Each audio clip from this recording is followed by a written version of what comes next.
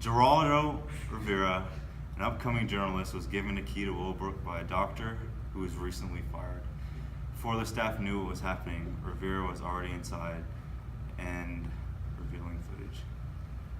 In 1965, Willowbrook housed over 6,000 intellectually disabled people, despite having a maximum capacity of 4,000, overfilled and understaffed.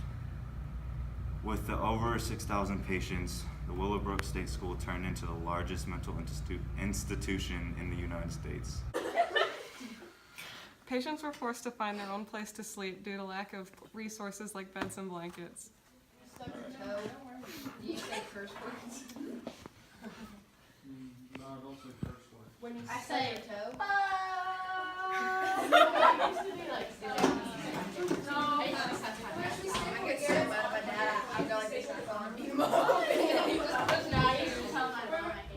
In an effort to control outbreaks of hepatitis, the medical staff at Willowbrook consulted Saul Krugman. Krugman was found that hepatitis developed in 90% of the children admitted to Willowbrook soon after their arrival. Although it was known that hepatitis was caused by a virus, it wasn't known how hepatitis virus spread, whether it could be prevented, or how many types of viruses cause the disease. Krugman used the children of Willowbrook to answer those questions. One of his studies involved feeding a live hepatitis virus to 60 healthy children. Krugman watched as their skin and eyes turned yellow and their livers got bigger. He watched them vomit and refuse to eat. All of the children fed the hepatitis virus became ill, some severely. Krugman reasoned that this was justifiable to inoculate retarded children at Willowbrook. Although the institution had medical equipment, it was left unused.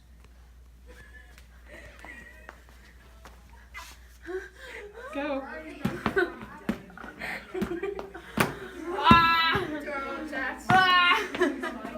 Adults at Willowbrook were frequently found roaming the halls, unsupervised and very confused.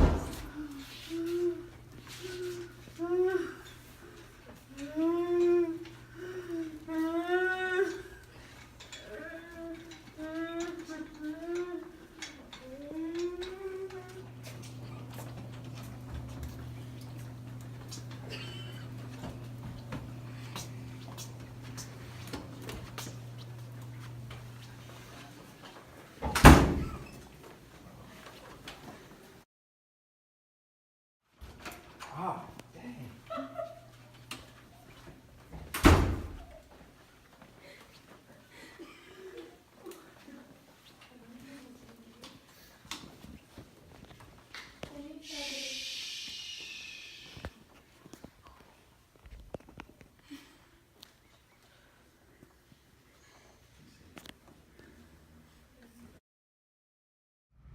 Senator Robert Kennedy toured the institution in 1965 and proclaimed that individuals in the overcrowded facility were living in filth and dirt, their clothing in rags, and rooms less than comfortable and cheerful than cages in which we put animals in a zoo, and offered a series of recommendations for improving conditions. Upon interviewing a former patient, he stated, "I got beaten with sticks, belt buckles, I got my head kicked into the wall by the staff. Most of the kids sat in the day room naked with no clothes on. There was a lot of sexual abuse going on from the staff to the residents also. Experience was defined by constant neglect. The mentally disabled were left to huddle in rooms with little to no care and resources. 64% of the patients at Willowbrook were not able to feed themselves, so they were left for days without food. Despite the name of the institution had as a school, there was hardly any educational structure. When teaching did occur, it only happened for about 2 hours per day, and most of the patients were unable to be educated the way it was." One of his studies involved feeding a live hepatitis virus to 60 healthy children.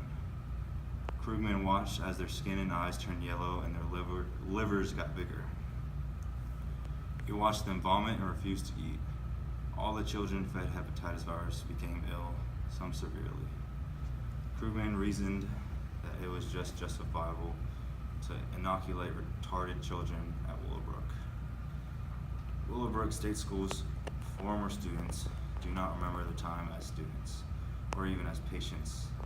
Instead, many look back on their time there as one might look at a period of incarceration in a prison. Former employee